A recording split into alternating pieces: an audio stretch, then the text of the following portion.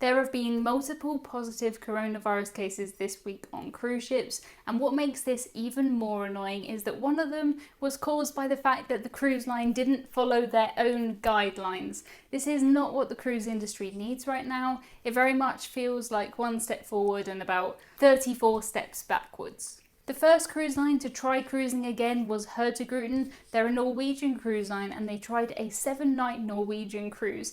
Interestingly, they did a cruise that stopped at various different ports along the coast of Norway, which is a bit bizarre. When they got back to the port at the end and they found out that some crew members did have coronavirus, they had stopped at all of these different ports down the coast and potentially have been spreading it to the entire country of Norway. Most other cruises that are starting right now tend to be cruises to nowhere, and they at least go back to the same port that they came from to try and minimise spread of any potential outbreak. When the cruise ship got back to port, there were a couple of crew members on board who were diagnosed with coronavirus. Since that time, 36 crew members have been tested positive for coronavirus, and 33 of those were actually from the Philippines. That's something that's very important to this story. We'll go into that in a minute. Hurtigruten have admitted to making mistakes. They've held up their hands. They've said, we didn't follow our procedures, it was our fault, and there is an investigation ongoing. There's actually a case open with the police to see if Hurtigruten have broken any laws during this cruise, because this is pretty serious. If you've ever been on a cruise, you've probably noticed the fact that the staff will be from all kinds of different countries all over the world, which does make it very difficult in situations like this. The crew were tested in their home countries, flown to Norway, and then tested again for coronavirus. What was supposed to happen at this point was that the crew members would be quarantined in Norway for 10 days before being allowed to get on the cruise. That happened with all of the crew members, apart from the crew members from the Philippines. The crew members who tested negative in the Philippines flew into Norway, tested negative again. They got straight on board this cruise ship, then they tested positive, and the rest is history.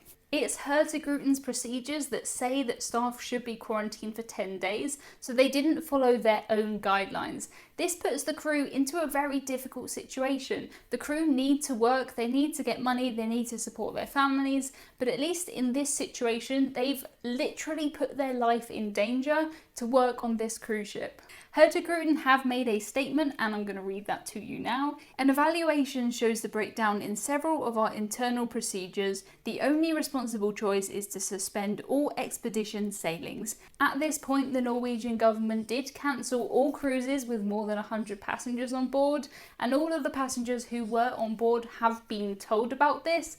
They've been told to quarantine at home and get themselves tested. Whether they all do is anybody's guess. It is obvious here that Hurtigruten didn't follow their own procedures, and in doing so they genuinely put people's lives at risk. It is such a shame, it is such a big blow for the industry because it makes everybody look bad. All the cruise lines have come up with these amazing procedures, and if the cruise lines can't follow them, there's no point in having them. The cruise industry already has a terrible reputation when it comes to coronavirus. If there's any positive coronavirus cases on a cruise, you can guarantee it's going to be in the news, whereas if there's some in a bar or a restaurant on land, we don't hear about it so much. It's important to note that it isn't all doom and gloom within the cruise industry. When the procedures are being followed, they're pretty good. We're actually making progress, and no matter how slow, we are getting towards returning to cruising. All eyes are on MSC at the moment because MSC are planning on returning to cruising soon. They're not letting British people on board at the moment, but I think that's fair enough. One thing that is very, very cool is that MSC are going to use their MSC for Me tech to track and trace passengers when they're on board. MSC have these bracelets, they're called MSC for Me, and they're used to locate you on the cruise ship. So if you want to know how do I get back to my cabin, you can use the MSC for Me app. You can type in where you want to go and it will literally show you a map of how you get back to your cabin. There's sensors all around the cruise ship so they know where people are if they're wearing these bracelets. What these bracelets are going to be used for going forward is that they're going to tell who has been in contact with each other. So if later somebody does test positive for coronavirus, they're going to have a list of all of the people who came into contact with that person and spent a certain amount of time within a small distance to them. This is an incredible use of technology, but I know some people will say, I don't want to wear a wristband when I go on a cruise. If you don't want to wear a wristband, don't go on a cruise. At the moment, this is what it's going to be like, and if you're going on a cruise with a cruise line, you have to follow their rules. If you don't want to, don't go on a cruise with them. It really is that simple. The data is only going to be held for 14 days and then it will be deleted. I don't know why people are so worried about MSC keeping this data. They know I'm on a cruise anyway, just because they know how much time I spent in the pub. I mean, they can do with that what they like. Another cruise line that's had a positive coronavirus case on board recently is Gauguin. They're a luxurious cruise line, and for a week on board you're realistically looking at something like $5,000 or $6,000, which is possibly why you and I don't really know much about them. They had one crew member on board who tested positive for coronavirus, and what they did was they turned that cruise ship around and they headed straight back to where they started. At the time, guests were quarantined to their cabins, and at the moment nobody else has tested positive, so going forward this could be a good example of how you treat coronavirus on a cruise. They seem to have done the right thing. Their procedures are very, very robust, and most importantly, they have followed their own procedures. As time goes on, testing for coronavirus is going to get faster and it is going to get easier. When MSC go back to cruising, what they're going to do is they're going to have everybody do a coronavirus test when they get to the port. Then they're going to have to wait for a negative result before they can board the cruise ship.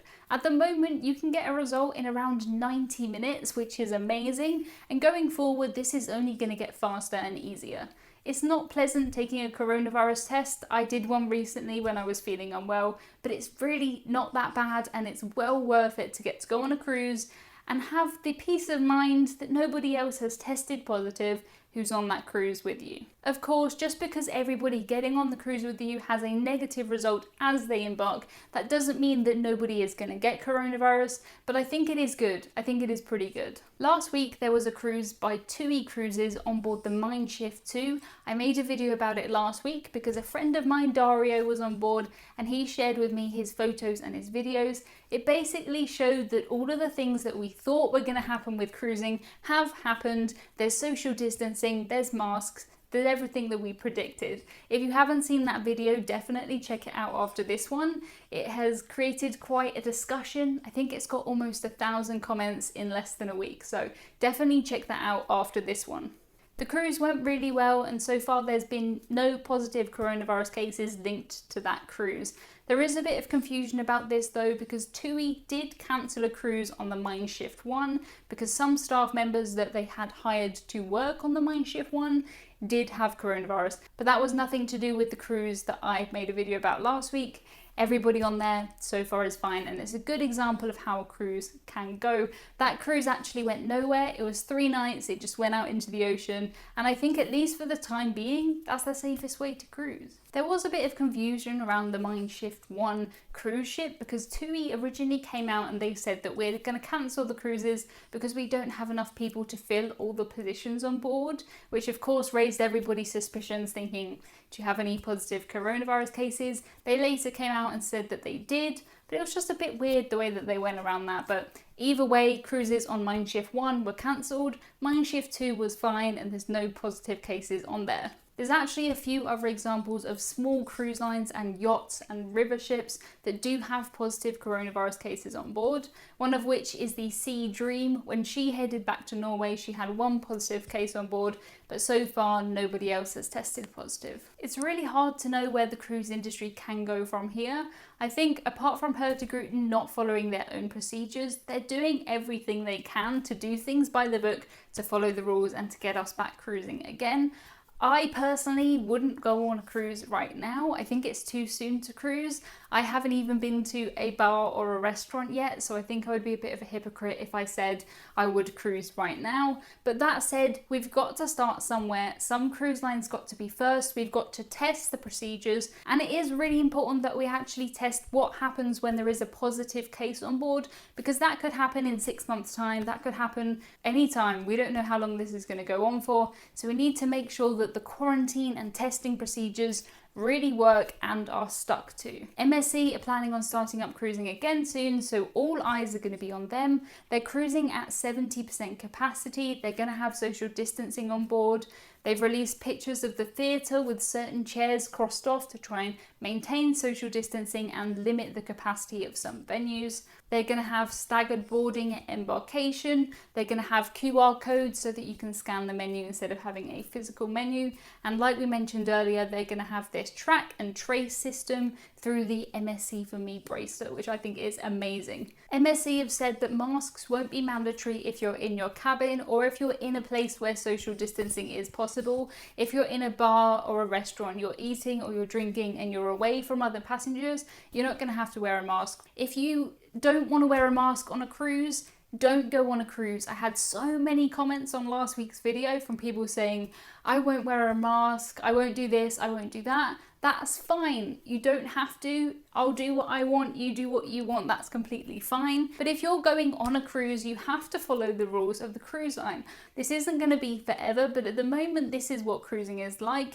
It's kind of like going to somebody's house. You have to follow the rules there or they're going to kick you out. The cruise line will kick you off if you try and go on an MSC cruise in a month's time and you don't wear a mask, you'll be kicked off. You'll lose your money and it will be completely pointless. So if you're not happy with any of these things that are going on cruises right now, don't cruise right now. I think it really is that simple. A fantastic thing that MSC are doing is that they're actually offering coronavirus insurance.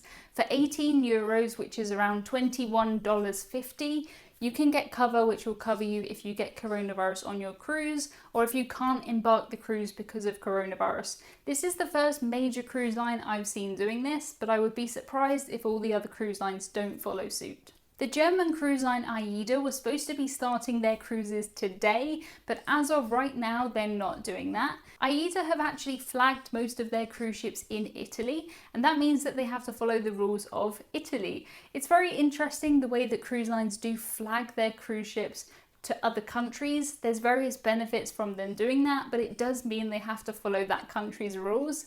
If you are wondering why they would do that, head to emmacruises.com/flags. Because I have a full post just about flags on there. It's very interesting. There's only one cruise ship which is actually registered to the US, and if you want to find out, then head over to that post. AIDA cruise ships are flagged in Italy, and Italy is saying that AIDA cannot cruise, so they can't do anything about that. If you're interested in finding out what a cruise is going to be like when we return, check out this video next. It's from my friend Dario, who was on board the Mein Schiff 2 last week, and it gives us a really good insight into things like social distancing, masks, buffets, everything that we can expect on a cruise in the future.